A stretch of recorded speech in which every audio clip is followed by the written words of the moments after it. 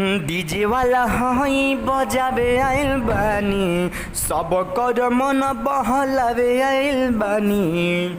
Hello दोस्त, नमस्कार। मैं गीतकार अरुण बिहारी 2 आप सभी लोगों को हमारे चैनल में स्वागत है। तो फिर एक बार और सुपर हिट मैटर आप लोग के बीच में लेकर आ गए हैं और बेहद आप लोग को पसंद आएगा। जो भाई हमारे चैनल को सब्सक्राइब नहीं किए हैं वो चैनल को सब्सक्राइब कर लें और बगल में बेल आइकन घंटी है उसे प्रेस कर दें ताकि मेरा लिखा हुआ सॉन्ग आप तक आसानी से पहुंच जाए। बेहद आपको गाना ये पसंद आएगा। हमारे बड़े भैया प्रमोद प्रेमी जी गाए हुए हैं। मैं आइए आप लोग को गा कर बताता हूँ अब। और जो भाई हमारे चैनल को सब्सक्राइब नहीं किए हैं फिर से बोल रहा हूँ, सब्सक्राइब कर लें। और किसी भाई को पर्सनल सॉन्ग चाहिए तो हमें कॉल कर लें। आइए मैं आपको सुनाता हूँ गीत।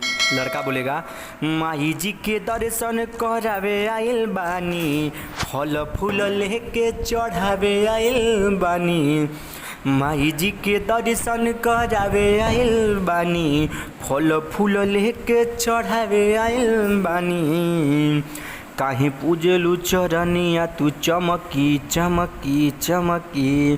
तो लड़की बोलती है, तनी पूजे दमाई के चरनिया, दूर हटू ते ठरकी ठरकी। तनी पूजे दमाई के चरनिया, दूर हटू ते ठरकी ठरकी। ओ तो फिर से आते हैं। माई जी के दर्शन करावे आइल बानी, फल फूल लेके चढ़ावे आइल बानी। काहे पूजेलू चरनिया तू चमकी चमकी चमकी।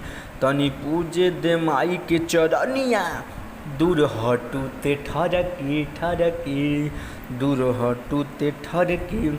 ये गाना बहुत बढ़िया है। अगर किसी भाई को अंतरा चाहिए तो दिए गए नंबर पे कॉल करें, अंतरा ले सकते हैं। धन्यवाद।